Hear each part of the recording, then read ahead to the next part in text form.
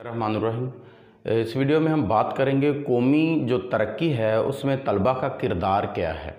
कौमी तरक्की में तलबा का किरदार बहुत ही इम्पोर्टेंट मजमून है। इस मजमून के बारे में ये जो है हम आपको पहले बताएंगे कि इनकी जो हेडिंग है, हेडिंग से मुराद मैं कह रहा हूँ कि इनके जो हमने जो बनाए हुए होंगे चंद एक पॉइंट्स, उन पॉइंट्स को डिस्कस करना है आपने और आपका पूरे का पूरा जो है वो ऐसे तैयार हो जाएगा, मजमून बन जाएगा।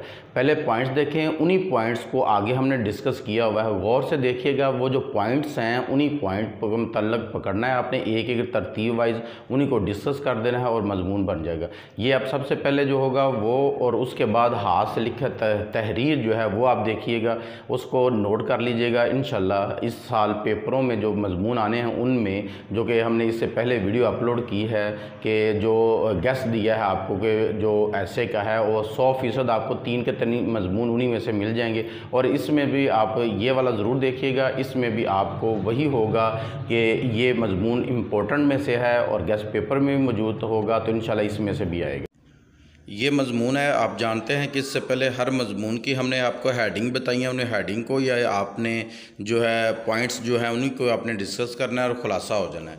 इसमें कुछ बच्चों की तरफ से कहा गया था कि हमें रिटन जो है मवाद दें जो पूरा मवाद हो, और इस मजमून का कहा गया तो इसलिए हमने ये मजमून आपके सामने हाथ से लिखा हुआ ले आए हैं। इसको देख लीजिए, इसकी तरतीब ज़रूर देखिएगा और तरतीब के साथ इसके ये जो आपके सामने आएंगे हवाला जात जो कि कोटेशन होंगी, कुछ शेर होंगे, कुछ अकवाल वगैरह होंगे, इनको भी देखिएगा और देखिएगा कि ये सफ़े के दरमियान में लिखे हुए हैं।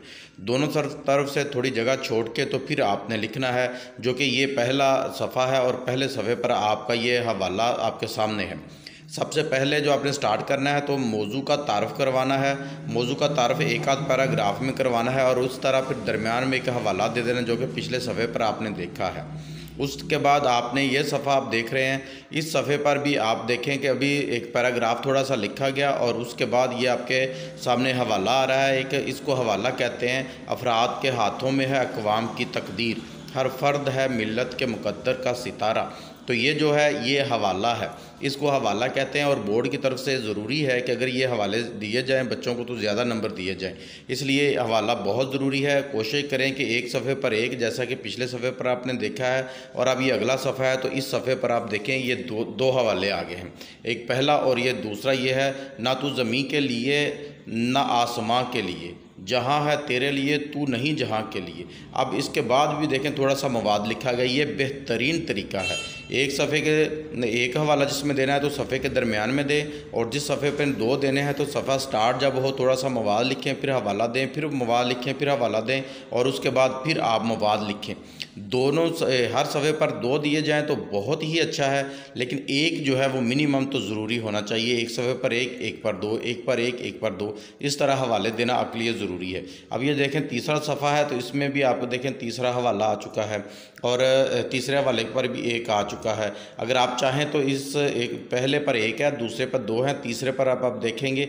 अगर आप चाहें तो तीसरे पर भी 1 दे सकते हैं और चौथे पर 2 दे दें, लेकिन अगर आप चाहें तीसरे पर भी 2 देना तो कोई हर्ज नहीं है, 2 आप दे दें। जैसे कि इसमें आप देखेंगे अब ये पहला हवाला जो शेर का था इस सफ़े पर, और अब ये दूसरा हवाला नसरी हवाला है। और अब यहाँ पे आप गौर करें कि ये नसरी हवाला जो है ये भी सफ़े के दरमियान में है, दोनों तरफ से थोड़ी थोड़ी जगह छोड़ी हुई है, तो ये ज़रूरी है। इसी तरह ही ज़रूरी नहीं कि शेर ही बराबर हो, नसरी हवाला भी बराबर होना चाहिए। ये शेर देखें आप अगले सफ़े पर जो है तो दोनों शेर, दोनों मिसरे जो हैं शेर के वो बराबर हैं। किसी भी कौम के तलबा उसका कीमती सरमाया होते हैं, तो ये शेर नहीं है, हवाला है। अब ये एक लाइन में आता तो दोनों साइडों पे लाइन जो पूरी ख़त्म हो जानी थी, थोड़ी खाली नहीं छोड़ी जानी थी, इसलिए इसको 2 बना दिया गया है और इसको भी शेर के अंदाज में लिखा गया है। ये हर्ज कोई नहीं है, लेकिन कोशिश करें कि इसमें अगर पहली लाइन थोड़ी लंबी होती, नीचे वाली थोड़ी छोटी हो जाती तो कोई हर्ज नहीं था। शेर के दोनों मिसरे बराबर लिखे जाते हैं और जब कोटेशन होती है उसका जो दूसरी लाइन या तीसरी लाइन आ जाती है तो वो थोड़ी कम रह जाती, कोई हर्ज नहीं होती, कोई हर्ज नहीं है। लेकिन शेर के मिसरे जो दोनों बराबर होते हैं। वही जवान है कबीले की आँख का तारा, शबाब जिसका हो बेदाग ज़र्ब हो कारी, तो ये इकबाल का शेर आप देखें। उसके बाद आप फिर अगले सफ़े पर आप देखें तो सबसे पहले 2-4 लाइनें दो लिखी गई हैं, उसके बाद हवाला है, फिर लाइनें आ रही हैं। तो इसके आगे आप देखेंगे फिर हवाला आएगा, फिर थोड़ी लाइनें यानी कि मवाद आएगा। ये बेहतरीन तरीका है पूरे नंबर लेने का। पूरे नंबर इसमें 20 नंबर का ये सवाल होता है इंटर में, और मैट्रिक में 15 नंबर का होता है। अब इंटर में 20 के 20 तो इसमें नहीं आ सकते, 18 या 19 आ सकते हैं। अब ये देखें दूसरा हवाला आ गया है, तो दूसरा हवाला इस तरह आप लिखेंगे जैसे कि ये लिखा गया है दरमियान में, और उसके बाद फिर मवाद लिखा गया है। अब मैं बात कर रहा था कि मैट्रिक में, इंटर में तो 19 तक नंबर आ सकते हैं, 1 या 2 काटेंगे, 18 मिनिमम और मैक्सिमम 19 आ सकते हैं। इसी तरह मैट्रिक में बात करें तो बाज़ औक़ात जो है उसमें 15 के 15 आ जाते हैं। उसमें कोई इतना लंबा भी नहीं लिखना होता, उसमें कोई इतनी ज़्यादा बड़ी कोटेशन या बड़े अल्फाज भी नहीं लिखने होते उसमें, लेकिन मिनिमम भी उसमें हम करें 14 तक आ सकते हैं। अब बेहतरीन लिखा हो तो 14, 15 में से 14 या 15 भी दे सकता है, लेकिन इंटर में 20 नहीं दिए जाते, इंटर में 18 या 19 आते हैं। तो यहाँ तक तो आपने ये देख लिया होगा। इसके बाद जो है वो अगला ये कोटेशन जो नज़र आ रही है इसको भी देख लें। तो ये कोटेशन जो 3 लाइनों पे आप देखें तो दोनों तरफ से लाइनें छोड़ी गई हैं, आपने देखा होगा। और ये शेर नहीं है, एक जो है नसर है, तो नसरी हवाला भी इसी तरह आना चाहिए। हर सफ़े पर आप देख रहे हैं कि इसी तरह है। अगर आप भी इसी तरह सेम यही लिख लें, लेकिन इसमें जो गलतियाँ थोड़ी सी आ रही हैं, लेकिन देखें ये गामजन लिखा हुआ है, इसमें गाफ जो है वो ठीक नहीं है, और इसमें गामजन मीम के बाद जे और नून है, इसमें थोड़ा फ़र्क है। गा के बाद मजन जो है वो स्पेस डाली हुई है, इस तरह नहीं होना चाहिए, और जो कि वाज़ह गलती हो।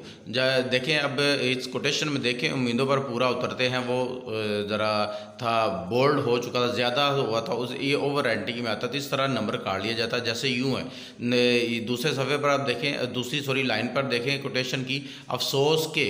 अब फिर क्या है, फ़िरौन से पहले आप देखें बच्चे, ये क्या है, ये गलती मानी जाएगी, इसको जो है गलती मानी जाएगी, और इस तरह आपके 18 या 17 नंबर हो जाएंगे।